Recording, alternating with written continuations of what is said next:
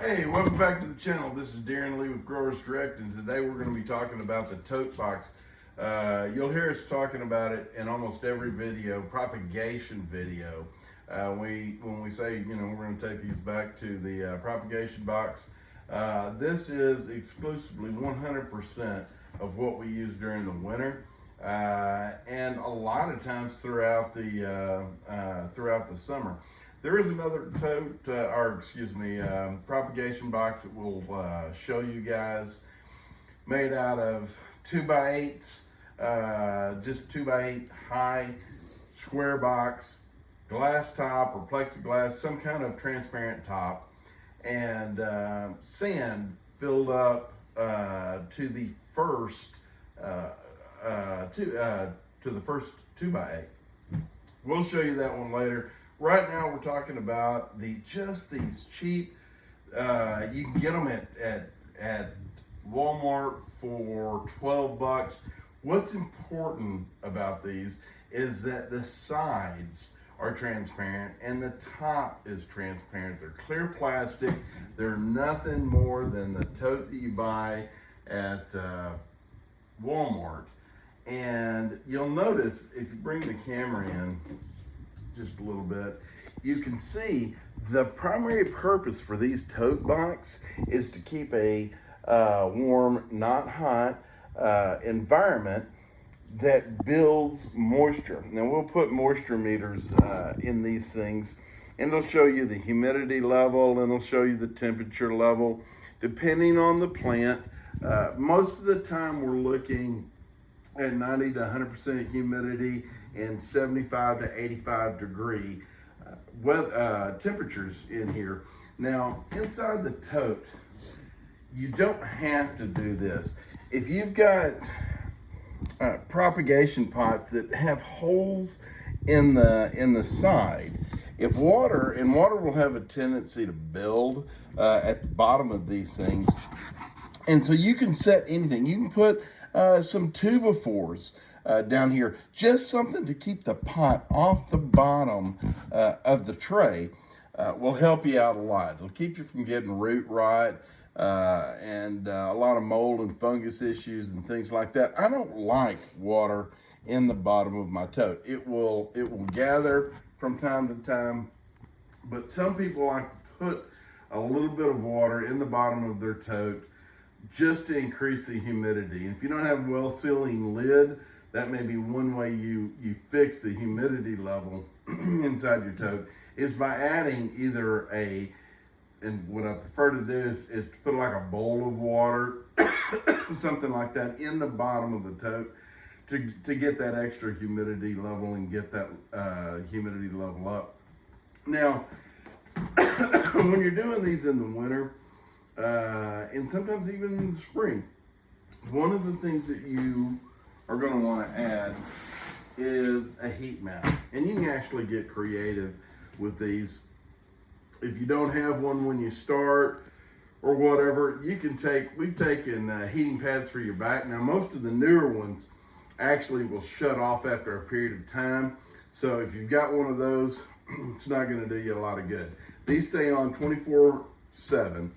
It heats the roots up. It keeps the bottom temperature warm, and it allows the top to stay cooler. And that'll help you in increasing your propagation percentages. Now, in addition to that, we take these inexpensive LED grow lights. They actually have a ratcheting system that you can hang from the ceiling, and you can raise or lower the light. But 9 times out of 10, what we do, not 9 times out of 10, 10 times out of 10 right now, we will set this in the middle of the tote.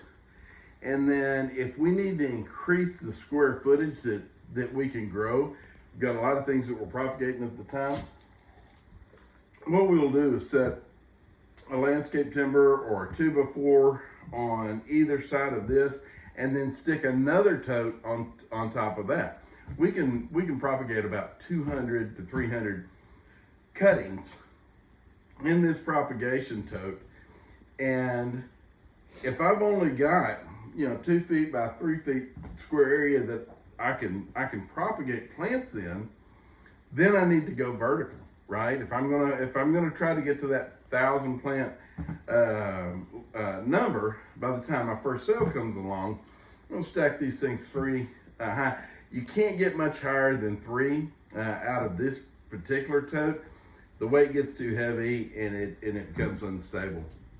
But you can get about 3, 2 definitely high in these, and that'll give you, 6, 8, 900 plants that you can propagate all at one time.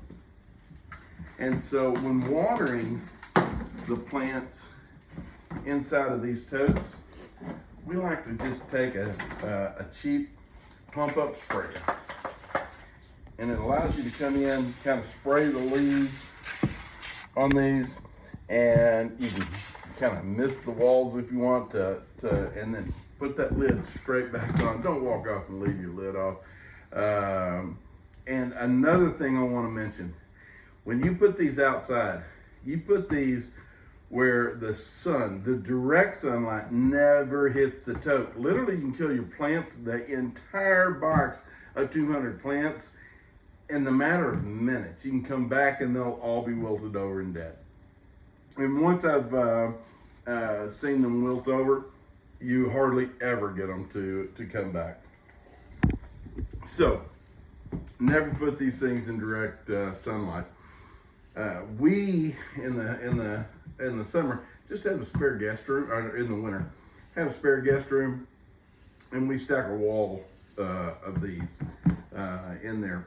Now you can water with just a standard watering can if that's what you got, and there's 100 ways to make a watering can, including poking holes in the top of a Coke bottle. Makes a nice little waterer. Problem is, it has more of a tendency to run through the sand that we've got in here in our propagation pots, straight down to the bottom, and starts building up water, and you start getting mold issues, fungus issues, fungus gnats. What we do to solve that is that I just take a half a bottle, the 16 fluid ounce bottles, to one, and mix it into the spray bottle with water. Keep that handy. I seldom water my cuttings when I put them in here. There's a lot of plants that go from beginning to end without ever, and this is hydrogen peroxide, by the way, I seldom water my cuttings at all. It's kind of a set and forget. You don't really forget. You come by and you check them every day just to make sure that you see that humidity building up on the tote. And if you start getting a problem with fungus gnats or fungus or mold or whatever, every couple of weeks you can come by and you can spray a mixture, 3-to-1. Hydrogen peroxide of water, 2-to-1. I have not found a plant that reacted negatively to hydrogen peroxide. It's just an extra oxygen molecule. And there are some plants, I understand, that do, or people have said that they had a negative reaction to. So you might want to do a test spray on whatever plant it is that you're propagating, just to make sure it doesn't have a negative effect. I have found none yet that have had a negative effect to it, and I know it helps me control my fungus, my bacteria. It'll kill your fungus gnat eggs. So it's really a great tool.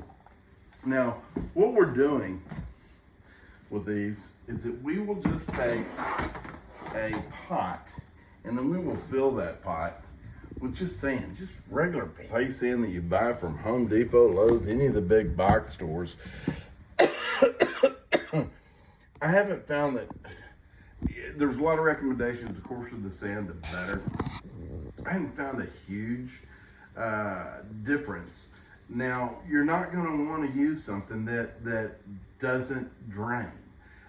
And there are some super fine sands out there that just don't drain well enough, and can cause root rot when you're propagating. But we have just not had a problem with root rot since we started doing this. And we do have a fungicide every once in a while, that if it looks like, man, it may be going left and the hydrogen peroxide's not taking care of it, we'll go in and give them a quick dose of that. And that so far has worked real well for us. When we do these videos, we try to only show you propagation methods and plants that we've been able to get a 90% or better success rate out of it. And when I talk about you can start building your nursery with very little money.